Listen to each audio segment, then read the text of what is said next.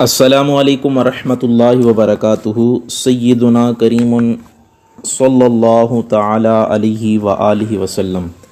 آسان تفسیر القرآن سورہ بقرہ کی تفسیر چل رہی تھی، جس میں ہم نے اللہ تعالیٰ کے فضل و کرم سے 18 آیات ترجمہ اور تفسیر سے پڑھ لی تھیں۔ آج انشاءاللہ عز و جل ہم آیت نمبر 19 ترجمے اور تفسیر کے ساتھ پڑھیں گے۔ تو آئیں آج کا سبق شروع کرتے ہیں اور آیت نمبر 18 کو بھی مختصر دیکھ لیتے ہیں۔ اعوذ باللہ من الشیطان الرجیم، بسم اللہ الرحمن الرحیم۔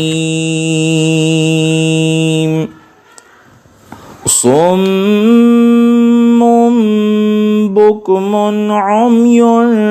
فہم لا یرجعون۔ یہ بہرے ہیں، گونگے ہیں، اندھے ہیں، سو وہ نہیں پھریں گے۔ سمن بہرے ہیں، بکمن گونگے ہیں، عمیٌ اندھے ہیں، فہم سو وہ لا یرجعون نہیں پھریں گے۔ اب اس آیہ مبارکہ میں اگر دیکھا جائے تو اللہ تعالیٰ منافقوں کی یہ حالت بیان فرما رہا ہے کہ منافقوں کی حالت یہ ہے۔ سب سے پہلے اللہ نے فرمایا سمن، یعنی حق بات کو سننے سے وہ بہرے ہیں، اس لیے کہ وہ حق بات کو قبول نہیں کرتے۔ تو جو حق بات کو قبول نہ کرے وہ ایسے ہے جیسا کہ اس نے سنا ہی نہیں۔ بکمن گونگے ہیں، حق بات چونکہ وہ کہتے ہی نہیں تھے، جب وہ حق کلام نہیں کرتے تھے تو گویا کہ وہ گونگے تھے، ان میں بولنے کی صلاحیت ہی نہیں تھی۔ عمیٌ، ان کو بصیرت حاصل نہیں تھی کہ وہ حق اور باطل کے درمیان فرق کر سکیں۔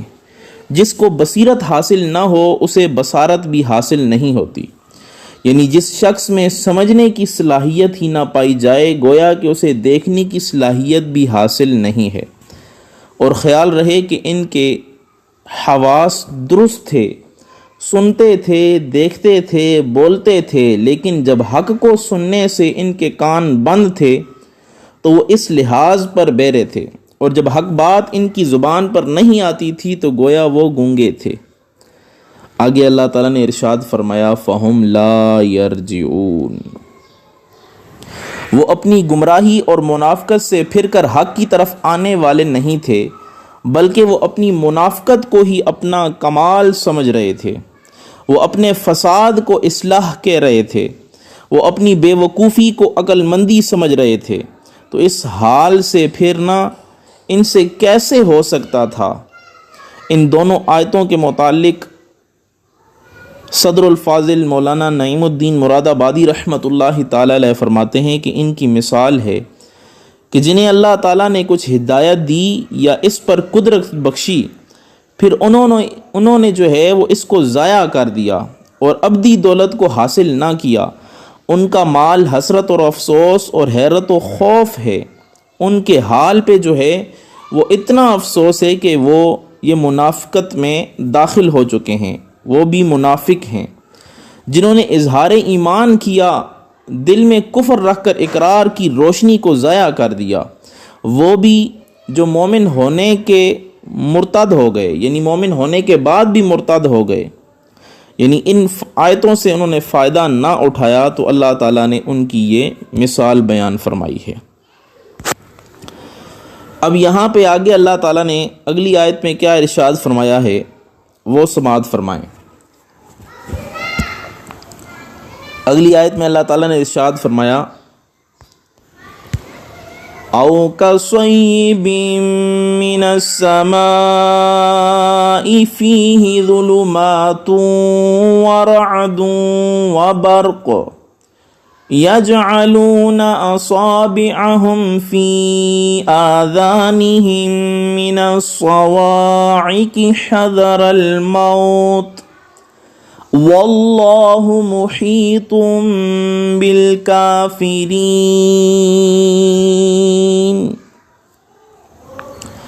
یا پھر جیسے زور کا می برس رہا ہو بادل سے جس میں اندھیرے ہوں اور گرج اور چمک ہو،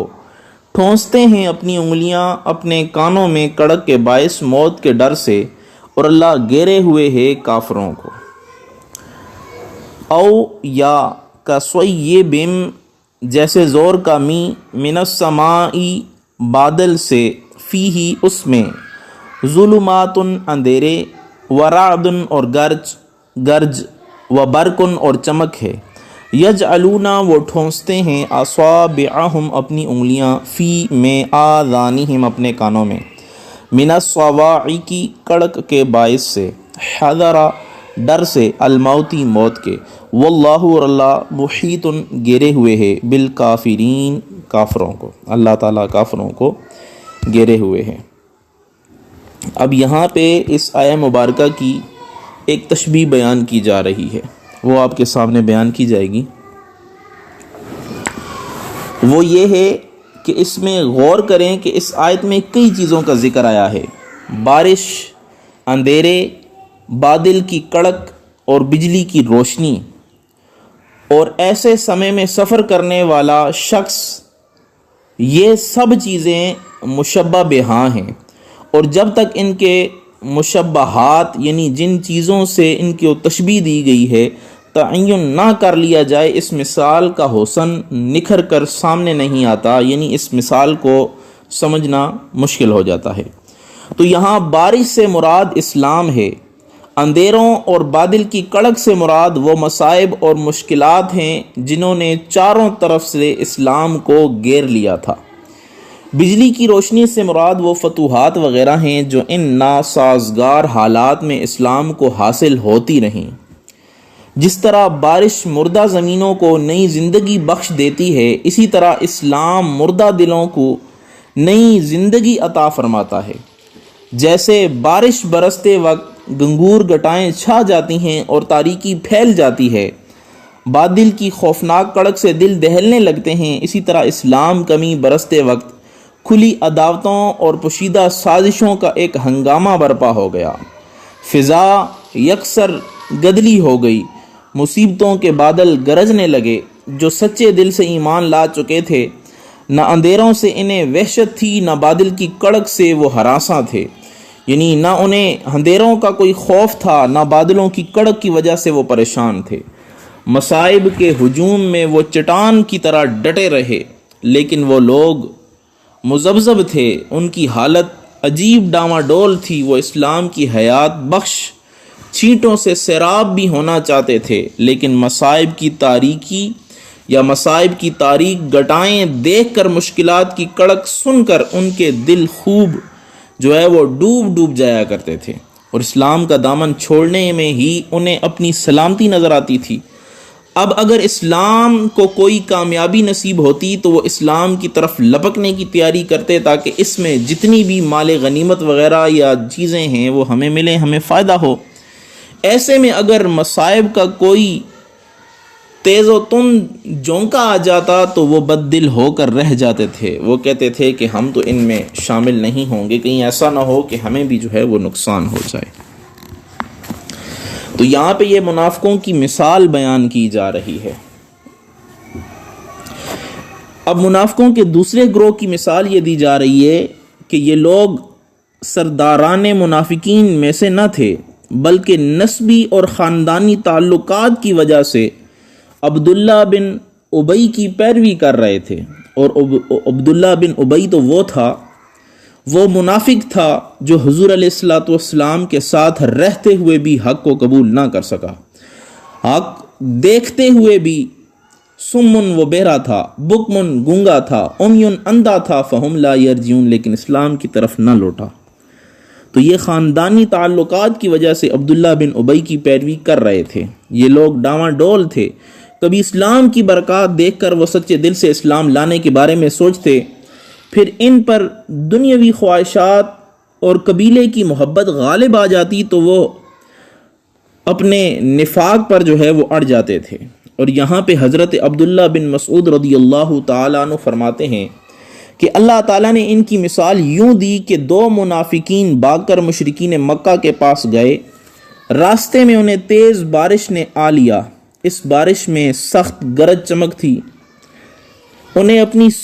موت نظر آنے لگی تو انہوں نے موت کے ڈر سے اپنے کانوں میں انگلیاں ٹھونس لیں، جب بجلی چمکتی تو انہیں کچھ راستہ نظر آتا، وہ چند قدم چل پڑتے، جب چمک ختم ہو جاتی وہ اندھیرا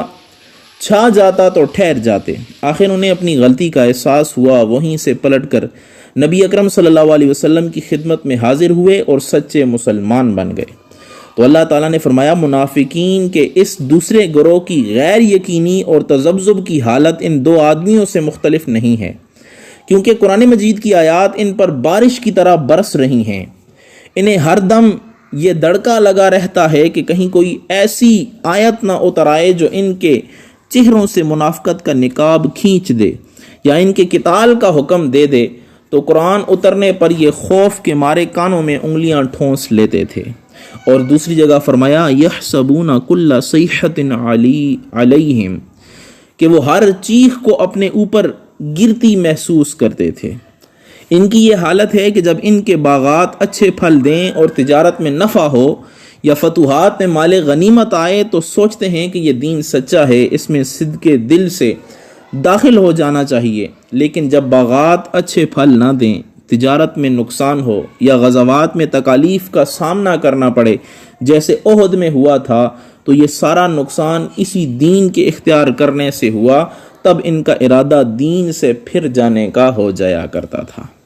تو اللہ نے فرمایا وَلَوْ شَاءَ اللَّهُ لَذَهَبَ بِسَمْعِهِمْ، کہ اگر اللہ چاہتا تو ان کے وہ کان جن سے یہ حق نہیں سنتے اور وہ آنکھیں جن سے یہ حق نہیں دیکھتے سلب کر لیتا، انہیں وقتاً